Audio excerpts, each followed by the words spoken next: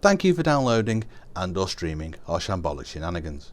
If you're watching this on YouTube, please do leave a comment and let us know what you think. Alternatively, pop along to plughead.net and leave a message on the site. Either way, we'd love to hear from you. In the meantime, it's a podcast, and it's a panel quiz. It's a video game pod quiz. It's Thursday the 19th of September, and this is Level Up.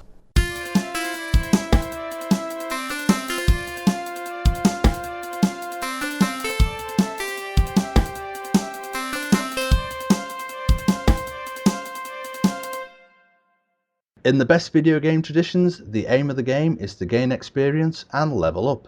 Experience is earned by answering questions correctly, being interesting or amusing, and generally appealing to my better nature. I'm fucked. And while players can't lose experience, answering incorrectly, camping, or questioning my authority, no matter how ill-informed or downright wrong I may be, will see experience award to the other players. The winner will be the player who has reached the highest level come the end of the game. And now, to our players. Player 1 is someone whose guiding influence on me is such that despite being significantly older than him, I am speaking to my lawyers to see if he and his massive Steam game library can legally adopt me. It's my dad, David Brown. Good evening.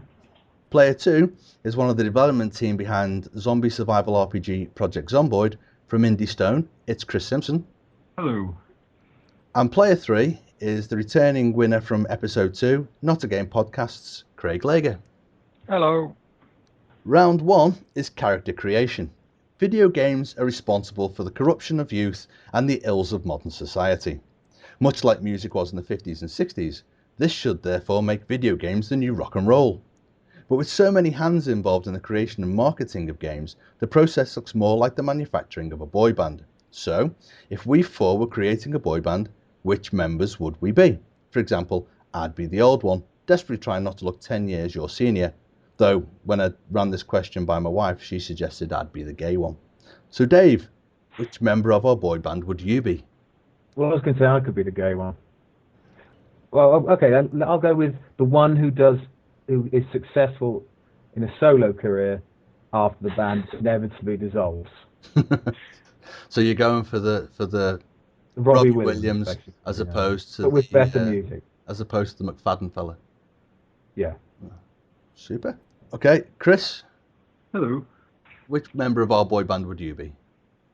I'd be the slightly nervous-looking one, slightly off camera that the camera never quite focused on. Well, it was focused on the lead guys, and there's this guy at the right who's dancing away, giving it his all, but, you know, at the end of the day, yeah. So that Howard from Take That or whatever it was?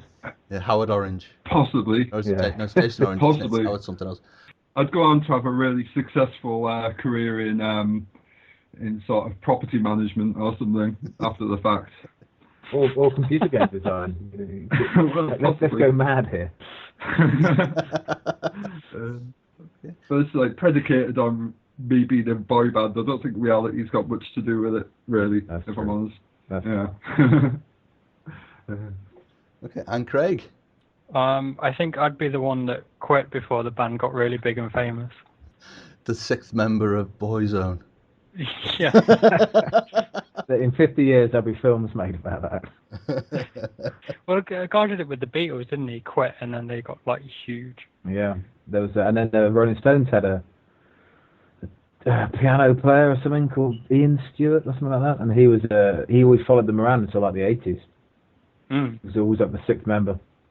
Although I think he was booted out rather than. Well, similar thing with the Beatles, because obviously there was Pete Best who was kicked out to be replaced by Ringo, but it was Sutcliffe, was it? No, not Sutcliffe. Not the murderer. No. Oh, what was his name? Oh, that's going to bug me that now. But I know, I mean, he was John's mate. They were at college together, and he stayed in Germany. He didn't come home. He was an artist. I can't remember his name. That's going to annoy me. I should know that being from up here. But never mind. On to round 2 then, which is the round based on a roundup of all the news that's been doing the rounds, and which we rounded on calling the news rectangle. There are 6 imaginary boxes for the players to select from, which will lead to a question rooted in a news story from the past 7 days. Chris, we'll start with you. Please pick a number from 1 to 6. 4. Number 4. Who has proudly announced that the current gen will be coming to the next gen next year? The current gen will... This wasn't on my Twitter feed. This feels awfully unfair. It doesn't exist. It doesn't exist if it's not on his Twitter feed. Oh, I don't know. Some mental case at Microsoft, probably. It's the correct answer. Yay! It normally would be. It has been regularly, hasn't it? No, it's nothing to do with Microsoft, this one. Is it that Pactor guy? He always makes predictions about stuff. Oh God, yeah. No. Not him, no. Nothing to do with it. I think I know roughly what this is about, but I'm not sure exactly what the answer is. Well, go for it. Can I get Can I get close? Yeah. I think is this in relation to the sales in GTA being so high that they're going to have to? Well, the speculation is that they definitely will port it over to the next gen. So I want to say Rockstar is the answer, but I don't think that's right. It isn't, unfortunately, Craig. No, but I know what the story you're talking about. Apart from anything, apparently they've found code that relates to PC and PS4 within the 360 code, haven't they? Or somebody's claimed it anyway. I think it's inevitable that they're going to bring it to next gen anyway, and probably at the same time as they do it with PC, towards the middle or back end of next year. I think that's an inevitability. Well, yeah. Whether they do an upgrade thing like EA are offering, or Activision for the Call of Duties, whether they do something like that is another matter. It makes sense. They do usually, that particular branch of Rockstar do usually put their games across onto PC and whatever. It's just the other side that does the Red Dead stuff that doesn't seem to ever want to make that leap, even though for me it makes no sense to do that. You know, you got this game that would work perfectly and you just leave it. It just seems stupid.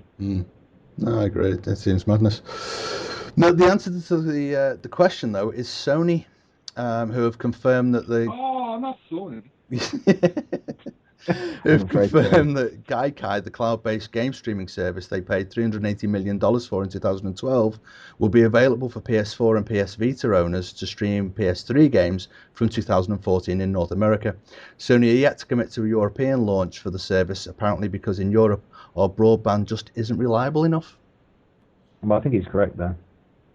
It's not brilliant. The infrastructure is not great. It's like now it's watching people go play games is as much playing games as playing games.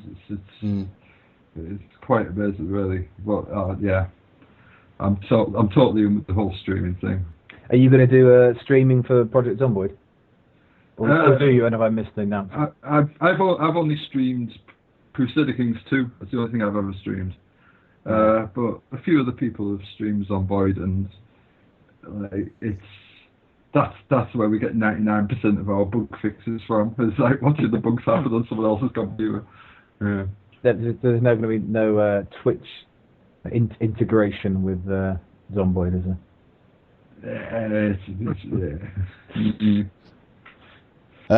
Okay, Craig, you're up next. Pick a number from 1 to 6, please. 1, please. Number 1. This will be a nice, easy one for you. Who's got 800 million reasons to be cheerful? How can I get that question? Rockstar, since they made $800 million on day one on GTA. That's absolutely perfect, yeah. Although the answer is actually Take-Two, the publishers. But yeah, Rockstar. No, he doesn't get any points for that. No points for that. I'm not going to differentiate between Take-Two and Rockstar. Not for the purposes of this, no. Grand Theft Auto 5, unsurprisingly, has broken all sales records and become the fastest selling game in history, generating $800 million on the first day of release. In the UK, it sold 1.57 million copies and generated £65 million. Yep. And given the Rockstar are based in Edinburgh, that's a lot of heroin. God. Well, I'm about half a Scottishman, like in geographic sort of terms at least. So I'm half offended. Dave, number between 1 and 6, please. 1 and 4 have gone. 2. Question 2. Who's announced that that's your lot? Oh, is it Warhammer Online, Age of Reckoning? Is that gone? That's not the answer I'm looking for, Muff. Oh, yeah, I saw that today. Bearing in mind that the clue's in the question. Yeah, but I mean, that's your lot. That's something ending. That ended today. You know, that's why I thought it might be that. It's tricky. Something about a pillar of salt. Oh, lovely Bible reference. Like it. Well done. Yeah. Bonus points for that. I like it. Yeah, that's all I can think of. Yeah. No, Chris or Craig, want to have a stab? No. He gets the GTA one, and I get this. Can I have the GTA one? Can you give me? Chance that 4, 5, 6 times. No, the answer I was looking for was actually Blizzard, who have acknowledged that Diablo 3's auction houses might interfere with the core gameplay mechanic of killing beasties to get goodies, and so will be closing them from the 18th of March 2014. See, that's your lot. I wonder how much money they made out of that. Lots. Silly amount of money. Who are Blizzard? Exactly. Sorry, that was you. I know who Blizzard are. Okay, back to you then, Chris. 3, 5, and 6 are left. 3, 5, or 6? 3. Number 3. Okay. Philosophical question. When will war end? Oh, Christ. In the year 2223, when people are replaced with robots and they determine that it'll cost too much in raw resources to actually fight each other. Or my approximate guess. I might be about 5 or 10 years out. I'm not entirely sure. Or today, when Warhammer Online ends. Yeah. I gave you the answer on the last question. Oh dear. Yes. What's Warhammer? Yeah. I know what Warhammer is. I'm a geek, obviously. Yeah. Many are now spent in the Games Workshop. No.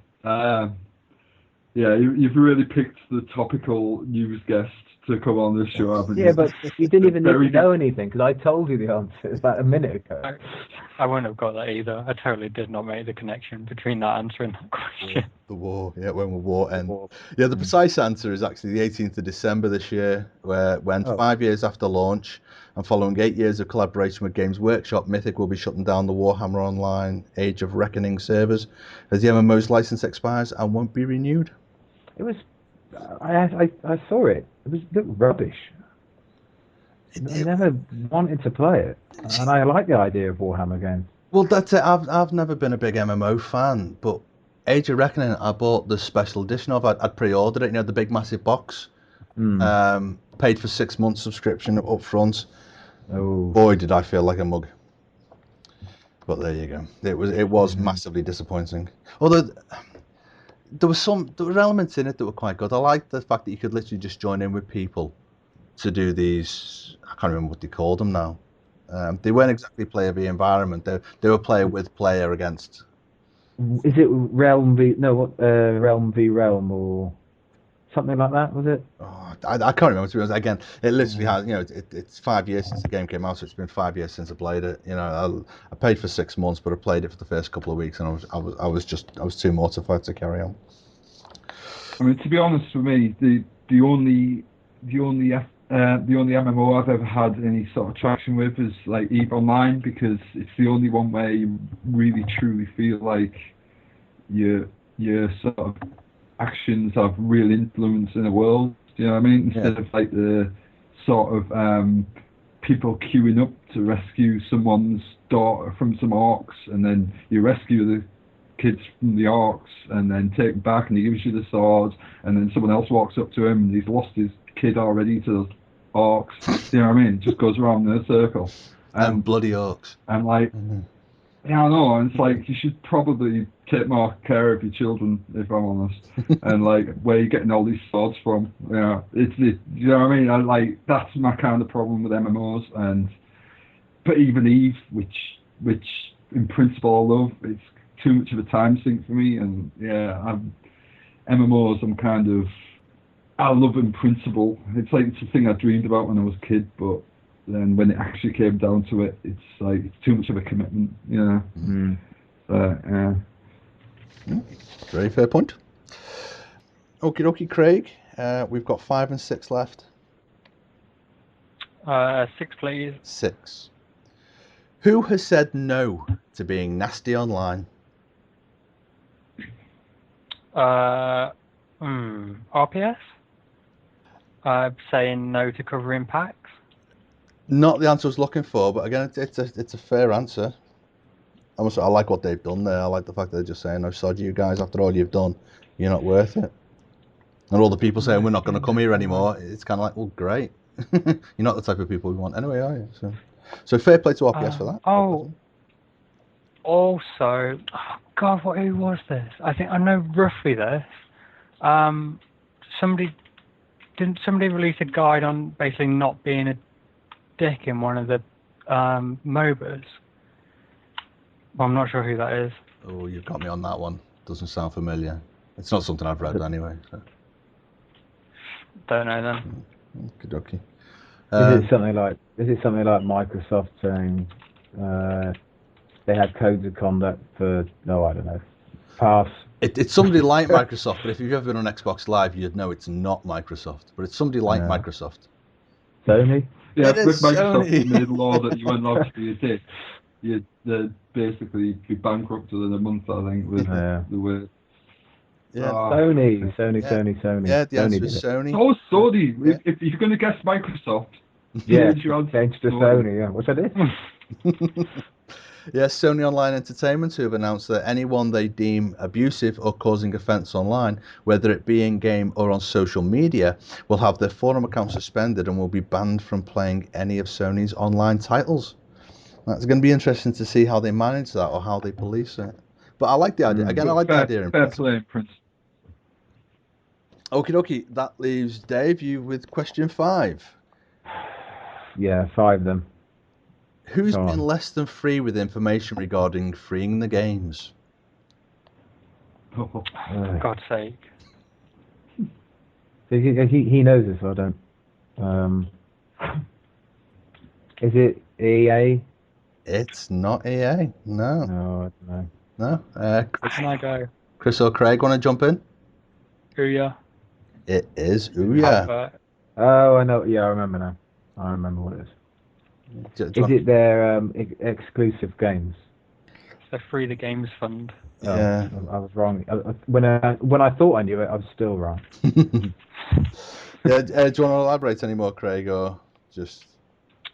I don't I know roughly about it, but I don't really know all the details. So they're doing the Free the Games Fund, which I think some companies are basically gaming the system, and also there's some people are saying that Ouya are doing it to basically embezzle money, and then they wanted Ouya to be a bit more open about it and say exactly what was going on, and they released a blog post which did not make people much happier, and that's all I know about it. Pretty much spot on, though, to be fair. Is that the thing where they are matching Kickstarter donations or something like that? Yeah. Okay, right, yeah, I did know, I knew. Yeah, the answer was Ouya, who, after weeks of bad publicity and suggestions of complicity and exploitation of the Free the Games promotion, in which Ouya offered to match Kickstarter funds no matter how suspect the fundraising may have appeared, CEO Julie Thurman has now announced a change in the rules, as there were, quote, too many loopholes, which raises the question of how many holes, loop or otherwise, there are in Ouya's corporate mentality for an openly ridiculed and flawed promotion to keep running for as long as it did without anyone addressing the concerns of developers or backers alike. Scathing news. That's what that was. Editorialized. Right. Round 3 is the retro round, where the players buzz in to answer questions about gaming's past. So first things first, let's hear those audible identification devices. Dave. Okay, I'm going back to the past, I guess. Classic. There you go. Chris. Lovely. It's like Dave's but manly. That's the best I've got. I'm sorry. He's got more wood than me.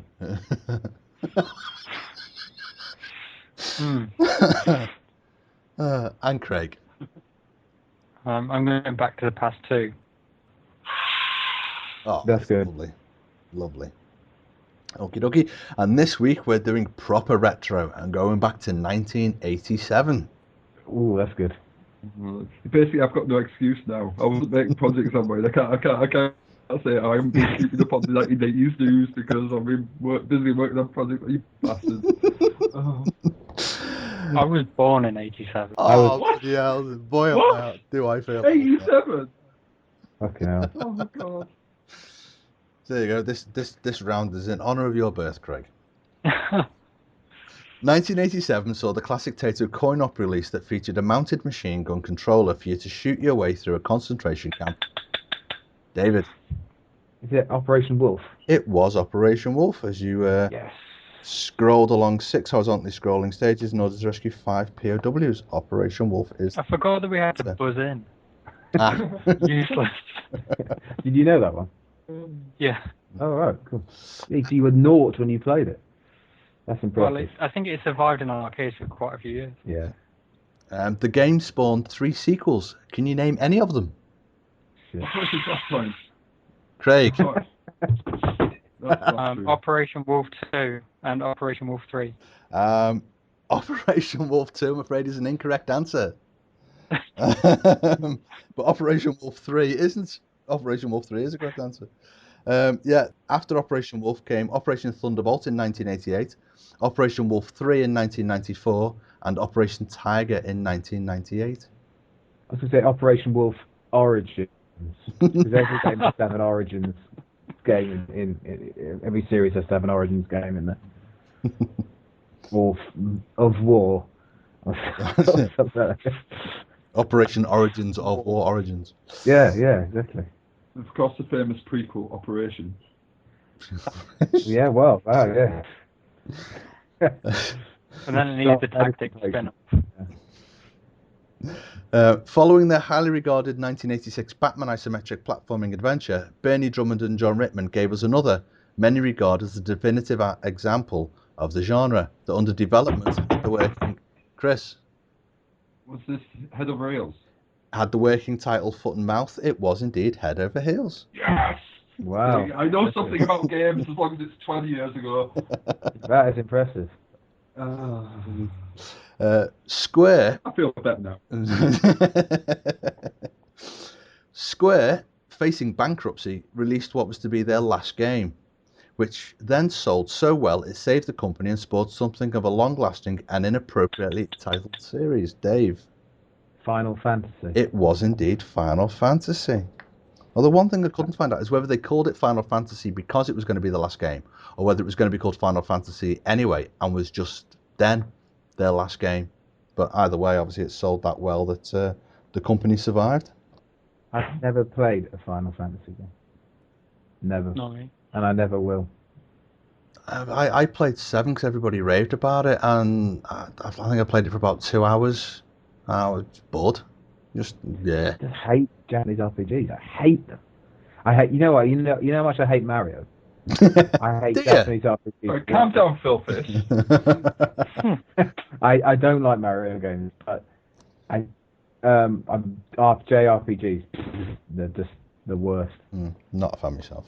Just loathsome. Okay. Activision published a dungeon-based adventure game licensed from an Anglian television-produced TV series.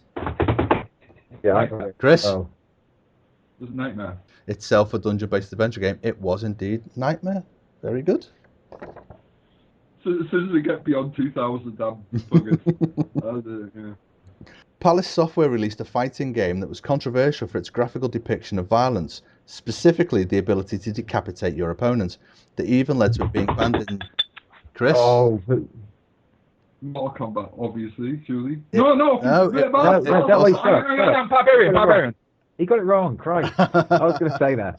I'm sorry, Chris. You said Mortal Kombat, and that was incorrect. Yeah, because I was just about to say Barbarian. I was buzzing in to say that as well. Oh, obviously you didn't just steal I my was. ass. Yeah. I was. Yeah. Well, I did buzz. You heard me clink. I did. Yeah, but Chris you got didn't say him Mortal Kombat. The answer was Barbarian, or to give it its full title, Barbarian the Ultimate Warrior. It also caused controversy for its marketing campaign, which somewhat ignored the game itself in favour of a bikini-clad model famous for her topless appearances in newspapers of the time. Can you name her? Dave? Samantha Fox. It was I don't not know Samantha Fox. No. I knew. 87 would be too early for Samantha. No, I don't know. Kim Wilde. Actually, I think Sam Fox was active around that time. It was Maria Whittaker. Who's that? Not familiar with Maria Whittaker? Oh, I there's a joke about her in Red Dwarf, isn't there? Is there? It's some comedy. He says, if I come back, I mean, I'd like to come back as Maria Whittaker's bra. Ah, yeah. Yeah. That sounds familiar. Yeah. Right, moving on from Maria Whittaker's bra. Psygnosis also published a game called Barbarian in 1987, and like their logo and most of their games of the time, featured cover art by which artist, probably more associated with his work on Yes album covers than video games? Craig. Salvador Dali. I'm not aware of Salvador actually ever working on the Yes album cover, if I'm honest. Did Rick Wakeman cut the album covers as well? He didn't. No. No, not familiar with sci-fi fantasy artist Roger Dean? No. No? No. Oh, well, it kind of screws up the next question. If we were, we'd have probably got the answer right, wouldn't we? Well then, you're probably going to struggle with this then, because although it's not strictly game related, but it is related to Roger Dean and the year 1987. Can any of you tell me the song title or the name of the band whose 1987 album Back Again in DHSS featured the lyric, "So I'll wipe my snot on the arm of your chair as you put another Roger Dean poster on the wall"? David? Half Man, Half Biscuit? It was Half Man, Half Biscuit. Yeah. Yes, absolutely. Do you know the song at all? Nope. It was the classic. I know that they are very popular with Liverpool fans, I think. And I've heard them, and I know they do that sort of song title, so I went with that. The song was Dickie Davis' Eyes. You romantically like to still believe are alive or dead. So I'll wipe my snot on the arm of your chair as you put another Roger Dean poster on the wall.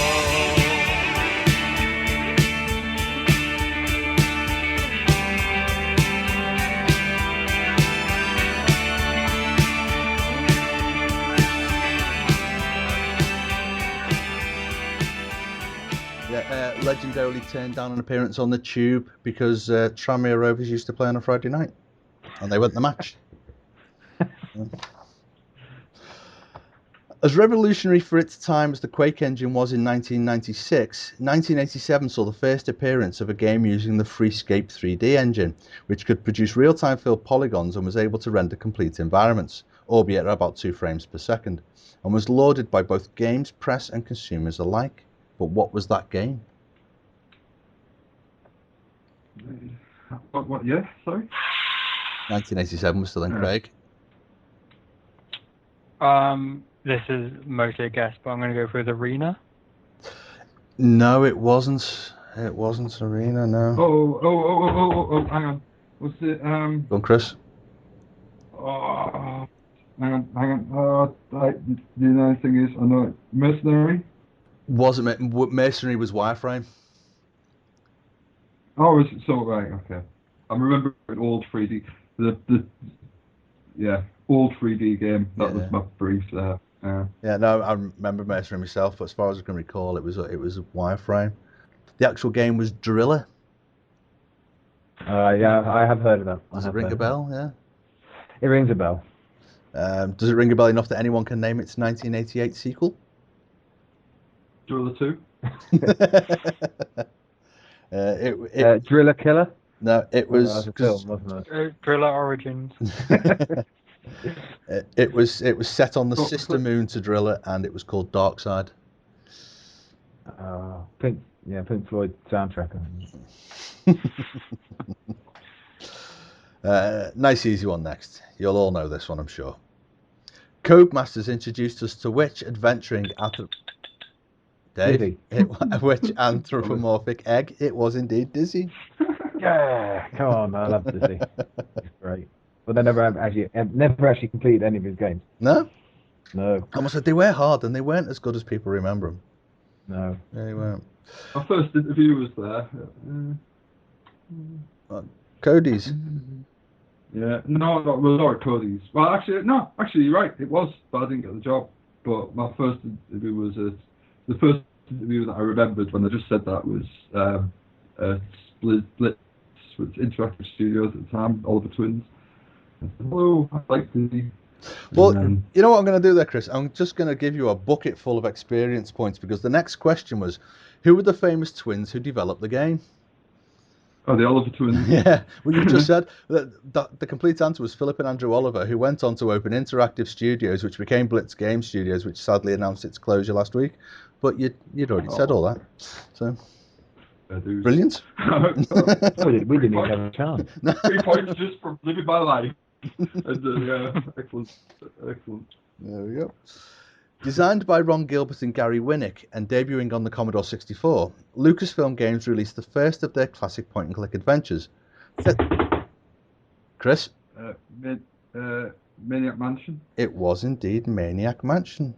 Allegedly, the building was based on Skywalker Ranch itself. The game was the first to use the Scum engine that would also be used in the likes of Day of the Tentacle and Monkey Island.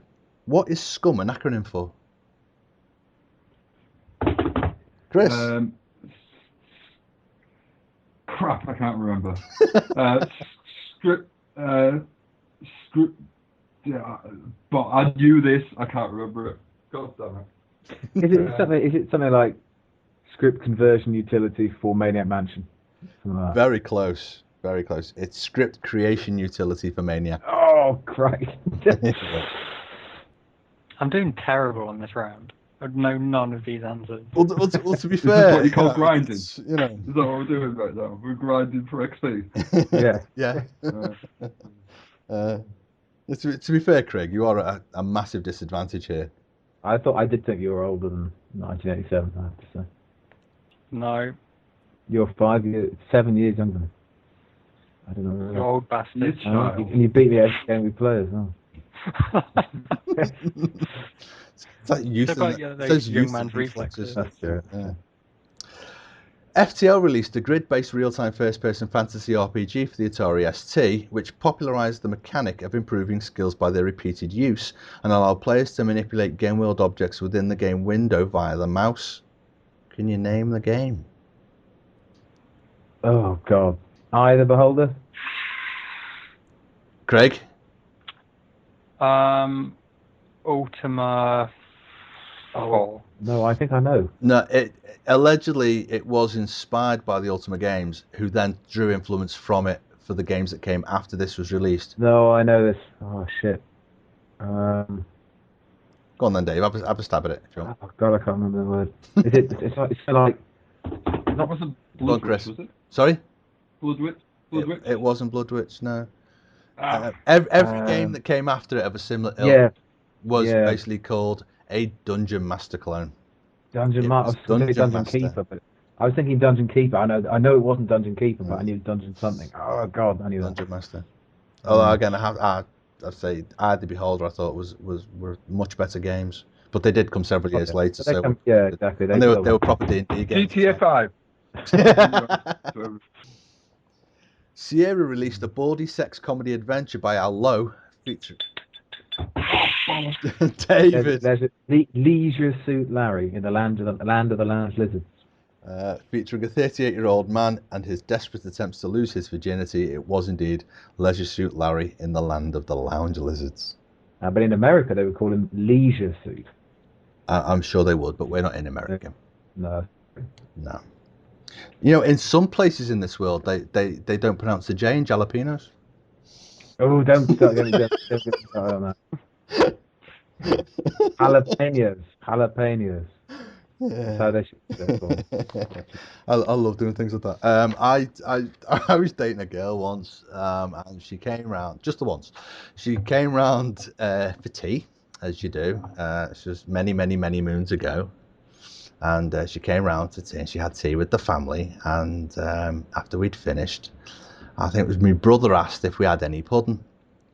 And my mum said, we've got gattocks.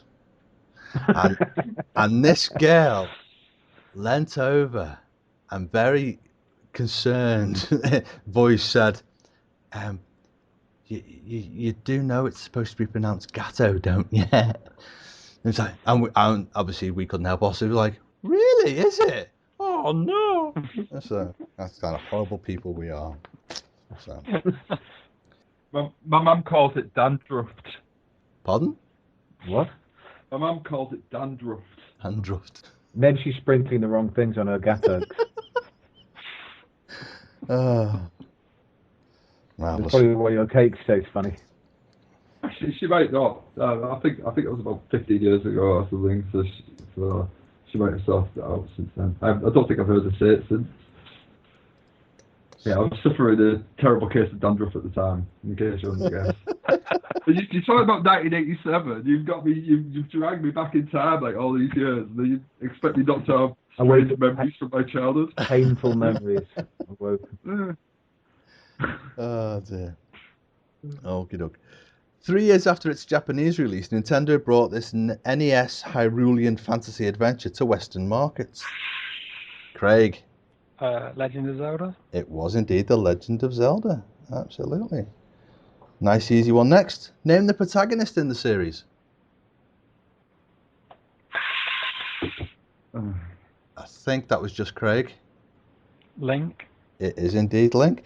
I'm disturbed by the delay there was in you buzzing in. I thought that would be a nice easy one. And the antagonist. Craig again. I was a massive Zelda nerd. Ganondorf. It is Ganondorf. I would have also accepted Ganon. But yeah, Ganondorf indeed. And that is the end of our retro round. That was mad. Wasn't 1987 brilliant? It was good. I really thoroughly enjoyed researching that one because it brought back so many memories. I spent a ridiculous amount of time on World of Spectrum. Wasn't the first ever Mario game in 87 as well? I think that was before that. No, I'm pretty... Because Mario was 20 years old at the same time that I was. Yeah, there were the kind of equivalent things, Mario and Zelda. I seem to remember that. So that means it's... Fair enough. Approximate. I'll look into that. I'm glad you mentioned that, Craig. And again, being interesting, gains XP. Because I'm going to have to go away and look that up now because that's the kind of guy I am. I need to know. His first game was in Donkey Kong in 1981. So it must have been the first Mario game was 87. Yeah. Classic. It's all good. Okay, round 4 has given us some great moments throughout the series so far. So as a special treat, here's a compilation of all the best bits in this round 4 tribute to round 4 tribute.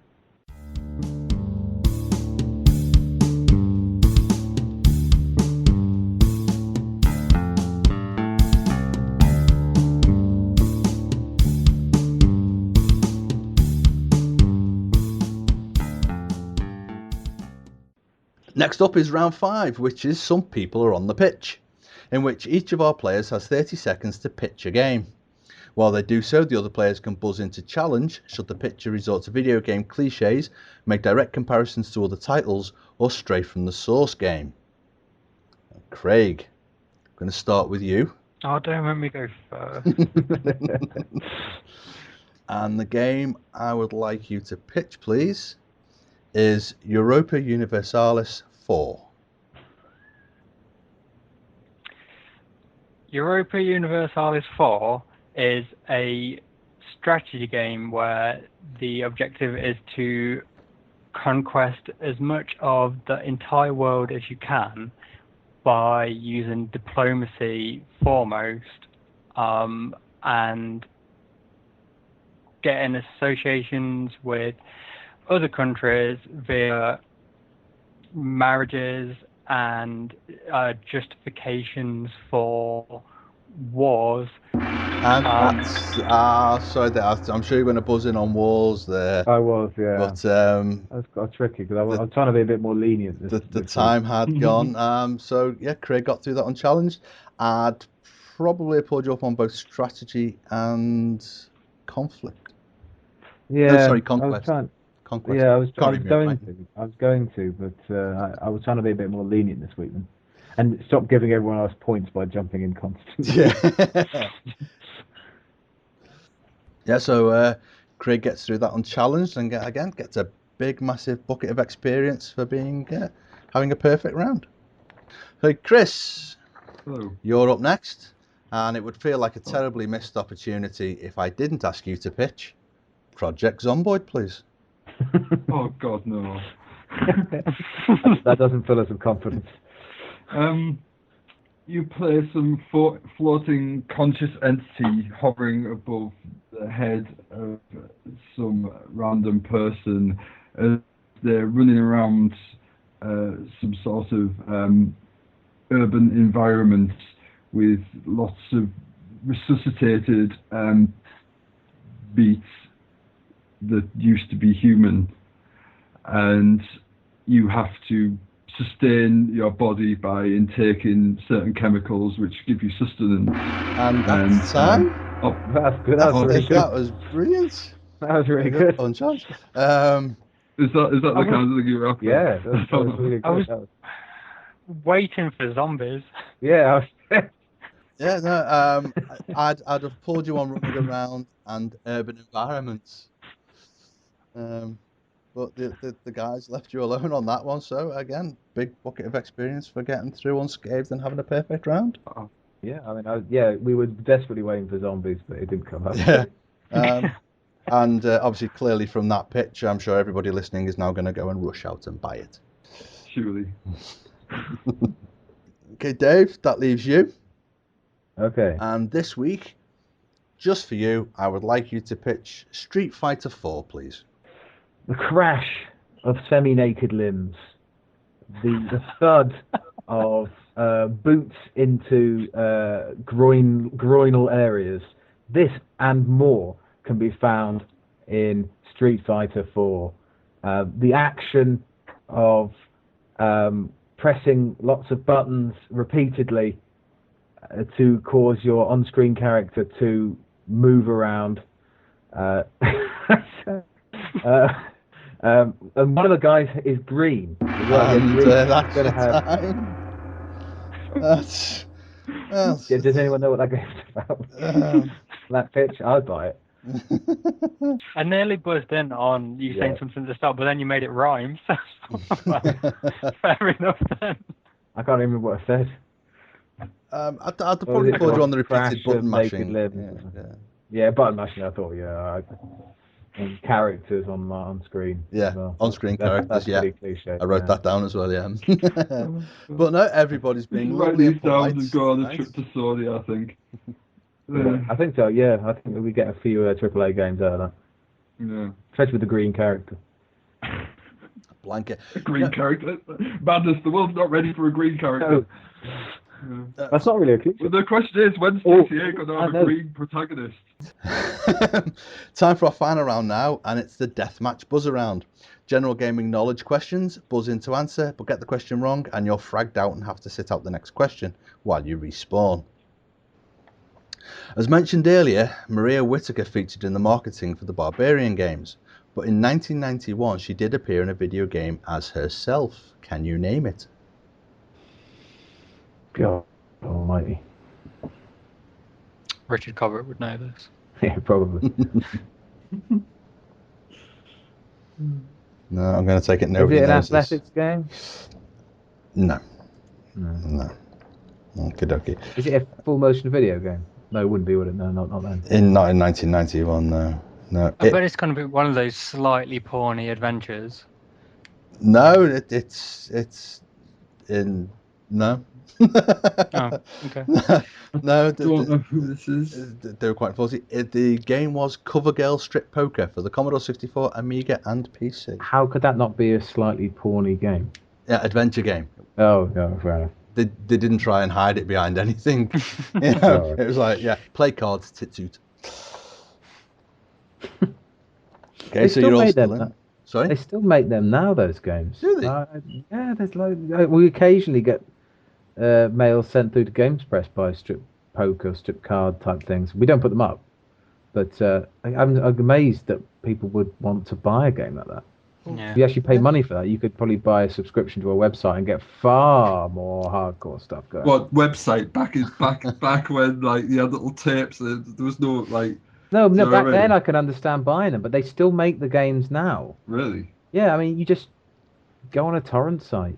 You don't need- So that's where you spend your time, is yeah, it? exactly. You don't need to pay money.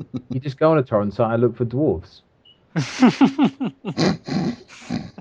Because when you're doing this, you've got to at least combine your gaming hobby with it, and you look for dwarves and role-playing games. Okay. Moving on. In which game would you find the Dovahkiin? Craig. Skyrim. It is indeed Elder Scrolls V Skyrim. Absolutely correct. Where's my girlfriend when I need her? Which series of games is the Umbrella Corporation synonymous with? David. Resident Evil. It is indeed Resident Evil. Very good. What is the series known as in Japan? David again. Biohazard. It is indeed Biohazard. Very good. Since Grand Theft Auto 3, Rockstar North have become legendary. But when they first brought us Grand Theft Auto, this Scottish studio was known as something else. I think that was Chris. Signosis. No, it wasn't. What? No, that's an incorrect answer, and you're frozen out of the next question. What? David. Is it DMA Design? It was indeed DMA Design. Of course it was. Ah. So this, Chris, you're out of this question. This is just for David and Craig. Until the mid-90s and prior to the release of Grand Theft Auto, DMA were closely associated with which green-haired, blue-skinned critters? David. Is that me? It was David, yes. Lemmings. It is indeed Lemmings. Correct. I shot myself in the foot there, didn't I? That was, So you're back in for this. I was right on that. I was right on that track the whole time, but. But again, you're all in for this one, so you might stand a chance here, Chris. Who published the Lemmings games? Signosis by any chance? It was indeed Signosis, Chris. That's the correct answer. Konami released a game featuring little characters that create electricity called Ellie-Bits on the Wii, but their name was changed for the 2007 Power release. Do you know what it was changed to? Oh, What did you call them? Ellie-Bits. yes. It wasn't Pikmin, No. was it? Was it Pikmin? No, they're very similar to Pikmin in look. Oh, I remember this, but I don't eat at the same time. I just want to hear what you called the company. Konami. You said Konami. Did I? Yeah. Konami. I was going confused. Konami, Konami, whatever. yeah. And Cape Coom. Oh, What? yeah. Took a minute to register. Konami released a game featuring little characters that create electricity called Ellie-Bits on the Wii, but their name was changed for the 2007 Power release to LEDs. Cracking little game it is too. I don't remember. Since you get into Nintendo, I'm out. You know, Sorry, Craig. I was gonna say I don't remember it ever being called LEDs, but I do remember Ellie-Bits. Maybe it's because I saw it on a preview list, pre-order list or something like that. Don't know. Yeah, I don't know why they changed the name for the UK market, but yeah, they did. Strangely enough. Well, it wasn't just, it was the European market. It was called LEDs in Germany as well. Don't know why. Never saw any explanation as to why they did it. Right, Chris, I'm afraid you gave us the wrong answer, so you can't answer this one. This is just for Dave and Craig. Staying with Konami. We all right with the pronunciation? Yeah? Yep. Yeah, okay.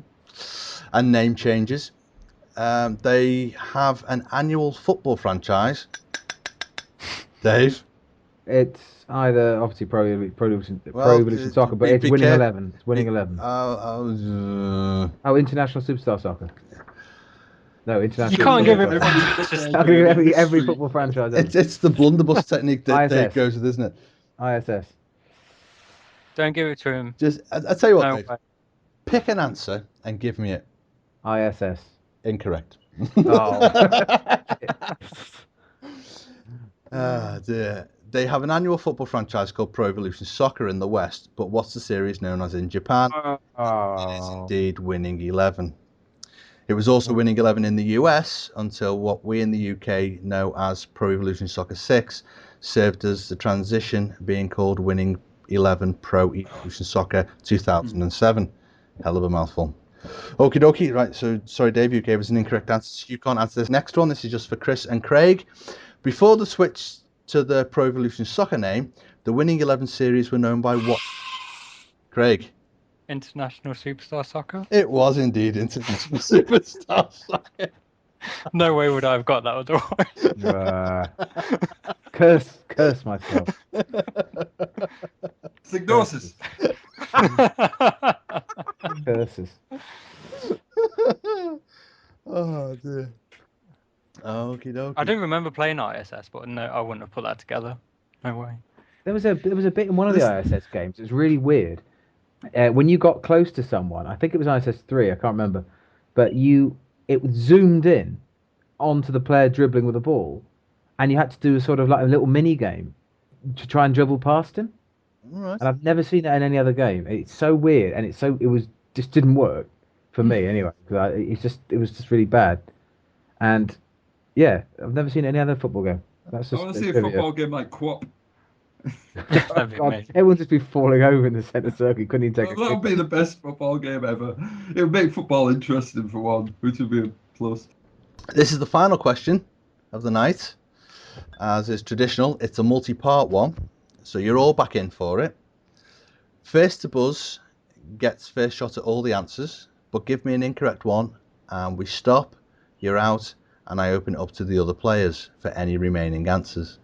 Having started out as developers working with Signosis, Traveller's Tales have more recently been linked with the BAFTA award-winning LEGO series of games.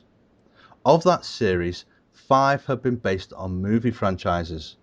I want Craig getting right in there. Shite.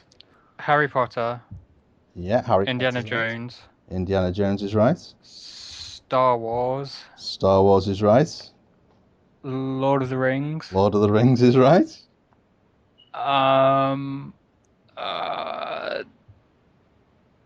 No, not got the first one. Oh, lucky. That's brilliant. 4 correct answers. Brilliant. Dave or Chris, do you want to try and buzz in to get the last one? Which ones did he say? He's Star Wars, Indiana Jones, Harry Potter, and Lord of the Rings. Go Was on, it Dave. Batman? Oh, damn. It is not Batman. The Hey? Oh, Lego Batman is based on the DC comic and not on the movie franchise.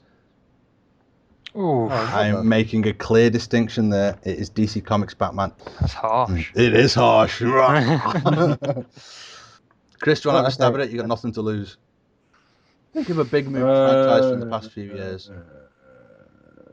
Transformers. It's not Transformers. Traveller's Tales have made a Transformers game, but it wasn't in the Lego ones. No. Lego ISS. The complete list is Star Wars. There have been 4 games in that franchise. Star Wars in 2005, Star Wars 2, the original trilogy in 2006, Star Wars The Complete Saga in 2007, Star Wars 3, The Clone Wars in 2011.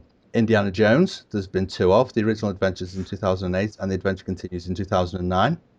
Harry Potter, again there's been 2 of, years 1 to 4 released in 2010 and years 5 to 7 in 2011. Lord of the Rings was in 2012 and the missing one was from 2011. It was Lego Pirates of the Caribbean. Oh, Oh, God, crikey. You never hear anyone talk about that one. No, I don't even know that I've never exists. played a Legos game, unfortunately, so... They are quite good. They get a bit repetitive. The Pirates of the Caribbean one isn't very good. Lord of the Rings is quite good. The Harry Potter ones are probably the best. I've never played them. I know one of the people who set up the company and owns a house that's worth £1.5 to £2 million. Fair Nice. play. Yeah. And they've done it by bringing joy to the world. Indeed. Makes all the difference. Not to me, though, because I didn't know that last answer. Well, this is exciting. Are we ready for the scores? In 3rd place, on level 10, is David. Oh, Oh, what? I don't understand this bloody scoring system. I answered loads of questions. I still think And- You're old and past it, Dave. That's it now. I You might as well retire. And the first time it's happened in the series, we actually have joint winners. Both Chris and Craig finished tonight on level 11, and I have got nothing to separate them. So you both win. Well,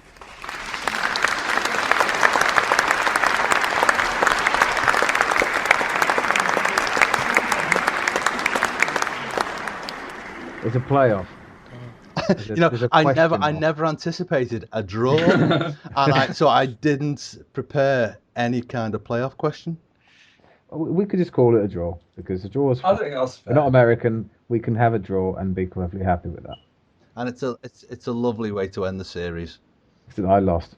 Oh, we had the season finale. No, so all happy. All that remains for me to do is thank our players. Thank you for listening, and we'll be back real soon. Level Up was presented by me, Kev Furlong, and was a fairly whaley production.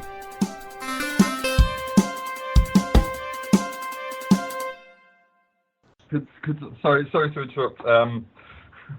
Because I've done drinking alcohol, I really need to know. Is that alright if we just take 2 minutes? Yeah, sure, no worries, mate. I've just been sat here with my legs crossed for the last 2 rounds. Right, I'm right back. And he still did a brilliant pitch. That is impressive. Oh, yeah. For them. I'm back in a sec, sorry.